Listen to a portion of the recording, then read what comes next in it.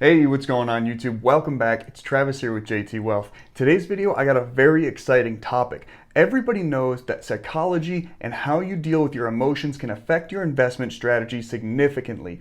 But psychology has determined that there are 7 different money personality types that exist. And in today's video, we're going to go over each, help you determine which one you are, and hopefully help you avoid the pitfalls of each of these money personality types. So let's get into it.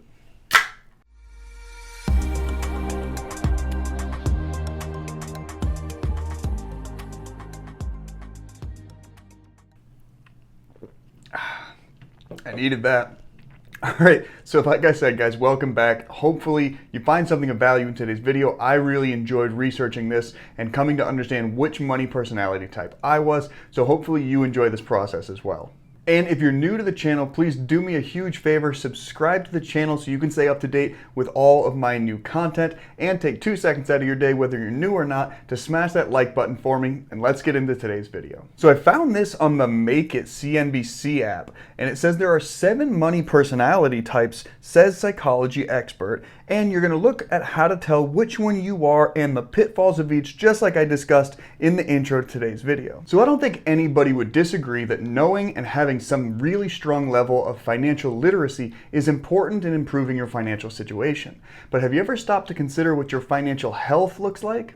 Understanding your subconscious bias and the way you approach money as a result of no fault of your own, just the way you think about things, will really help you avoid some of the subconscious issues that you might be having in trying to attain the most successful financial situation you can. The way I like to look at it is, if you don't know what your love language is, then you don't know what you need to be happy with your partner, and they don't know how to provide it to you. It's just like that. You have to understand your own personal interactions with financial health, and this is going to help you guys figure that out. Now, the psychologist spent about 10 years researching the psychology of money and happiness in order to determine these 7 money personality types. And they did mention that oftentimes you can fall into more than just one category.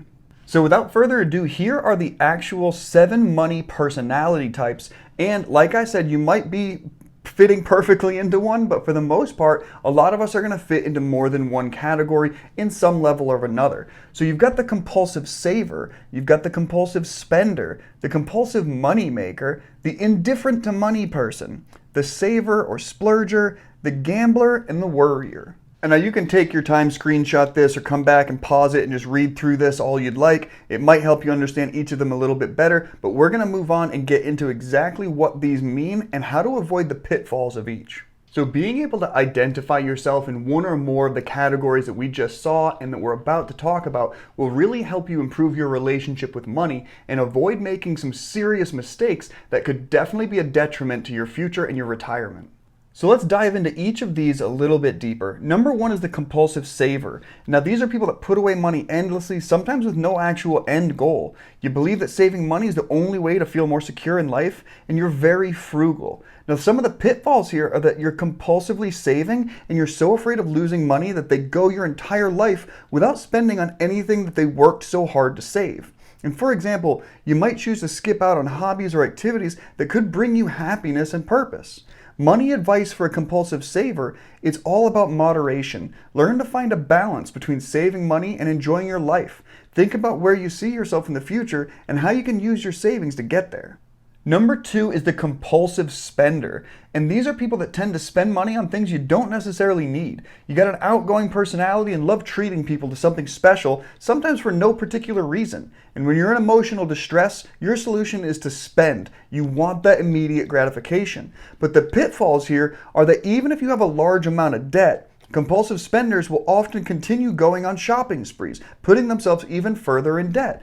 And they may even try to hide large purchases from their friends and families. In extreme cases, they can be at risk of going bankrupt if they keep spending more than they earn.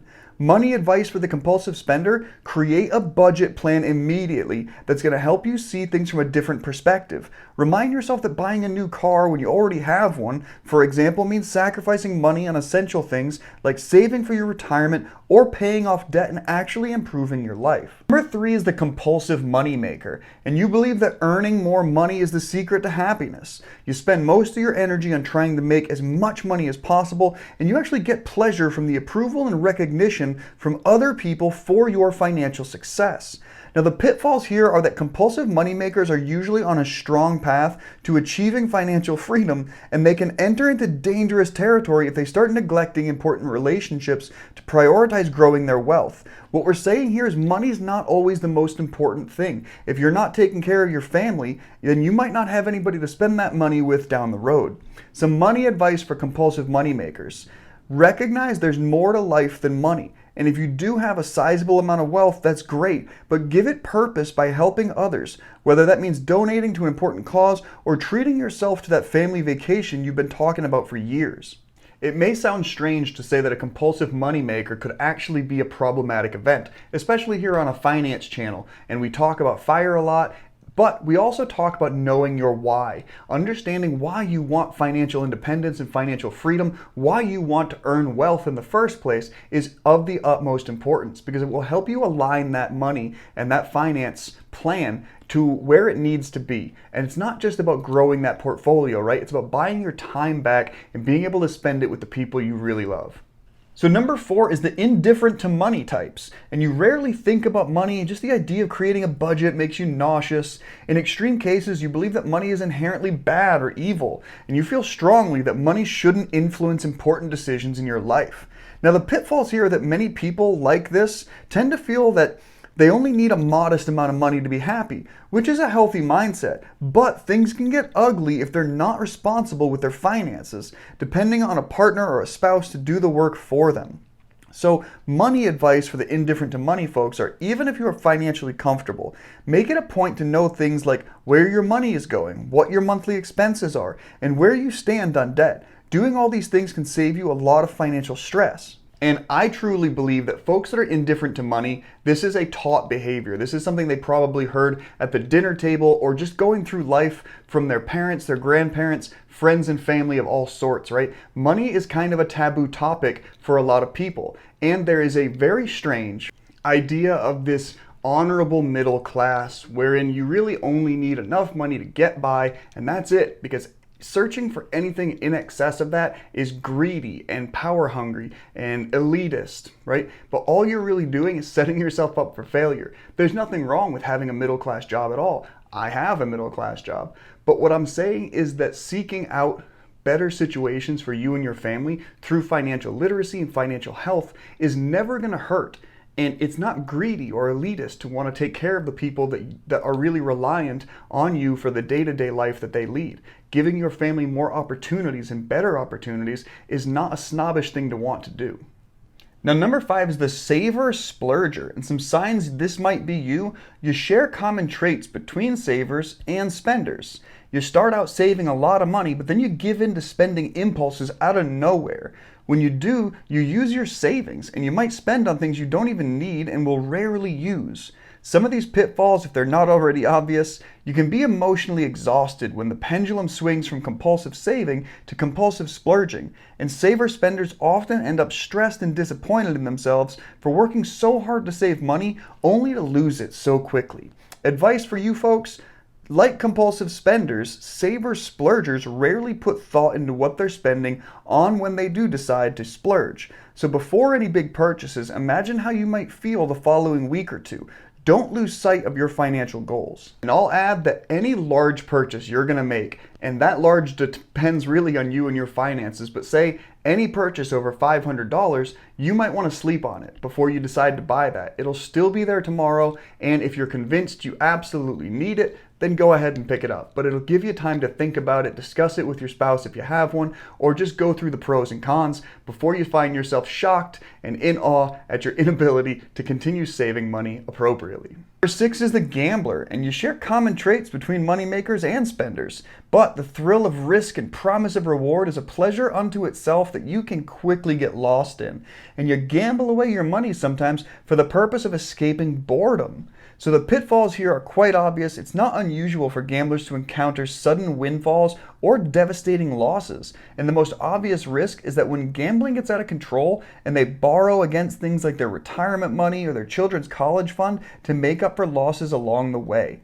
Advice here, the goal is to be introspective and strict with your financial risks. So balance and security are essential to have. So start setting aside monthly savings before you make any big financial decisions, especially like gambling. And the seventh money personality type is the worrier. And this doesn't matter how much money you have, but you're constantly worried that you'll lose it at any given moment. You lack confidence in your abilities to achieve financial freedom, and you constantly obsess over the worst case scenario of what will happen if you run out of money. Now the pitfalls here are that it's smart to be aware of what could happen if you don't prepare for your future. But letting worry and anxiety eat away at your happiness in the present moment is never a good idea. So the money advice here is seek positivity around money conversations. Work on understanding where your financial worries are really coming from, whether that means talking to a financial advisor or a therapist. And if you're curious where I landed on this, I used to be one, and that was indifferent to money. And I do have a lot of personal thoughts on how I ended up that way, but it wasn't until recently, within the last 3 to 4 years, where I transitioned over to the Compulsive Saver. And I won't say that that's necessarily a better choice, it's just better for me. And there are also so many other things that go into your financial planning, so don't assume that just by fitting yourself into one of these categories that is the end-all, know-all of your financial plan. It's just kind of smart to know exactly how you view money subconsciously and recognize yourself in some of these so that you can say, okay, how do I plan accordingly to avoid some possible pitfalls in these plans? But alright guys, those are the 7 money personality types, not created by me, but by actual psychologists. Sorry if I just hit the mic on you. But anyway, hopefully you can see some value in the information I presented in today's video and find out exactly where you fit in one or maybe more of these 7 categories. So hopefully you found some value in today's video. If you did, smash the like button for me and consider subscribing to the channel. And until next time guys, bottoms up.